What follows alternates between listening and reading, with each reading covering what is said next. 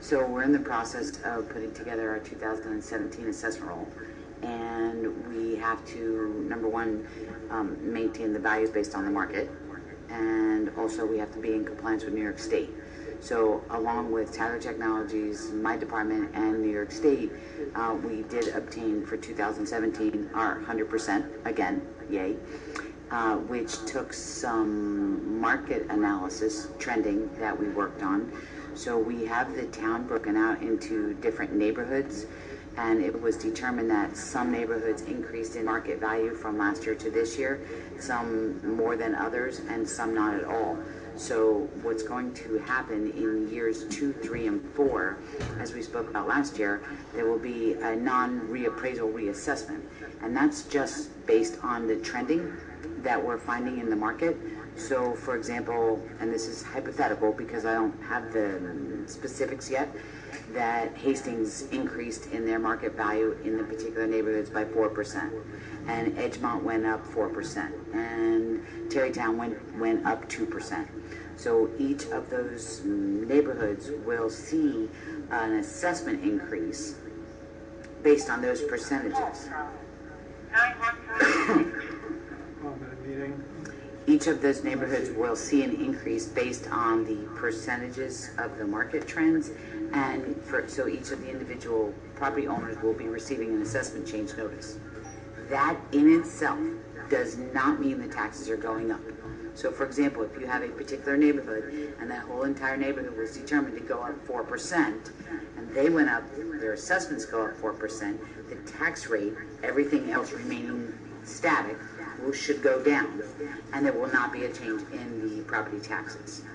So that's where we're at right now. Will that be in the notice that people get? Yes, so what we're doing with the assessment change notices, that will be, it's a one-page document, it's a state form, and on the other side of that, I've written a letter to the homeowners indicating that this is what's happening, this is how it's happening, this is when and why, and on the back of the paper is your new assessment. If everything else remains constant, no tax change, given any unforeseen budget changes and things like that, that will, of course, change the taxes. If you've taken out a building permit and improved your property, that will affect a tax change. If there's been a demolition of some sort to the properties, then that will affect your property taxes as well. So I'm estimating that we're going to be sending out about 18,000 notices this year again.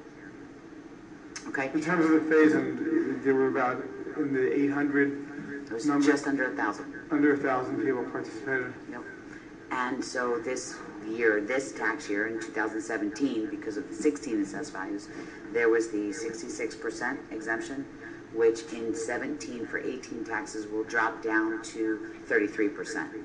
So that will help again offset any tax increases due to budgeting.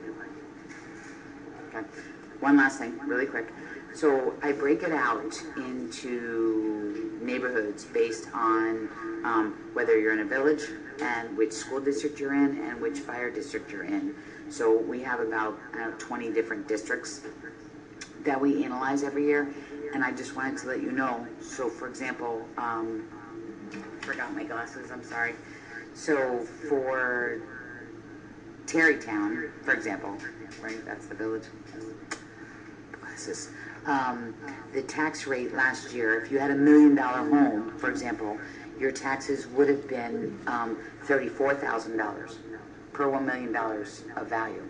And because of the reassessment, because we picked up so much more inventory, we haven't analyzed that this year. On $1 million home, your taxes would have actually gone down to $32,000. So we break this out, and I just wanted to let you know that this is something that I've spoken with most of the real estate companies around town, some in Scarsdale and some in North Castle that have asked me to come speak. And this is something that we discuss because this is really good for new home buyers, so they know. This does not include the STAR exemption. So. Great. Thanks, Steve.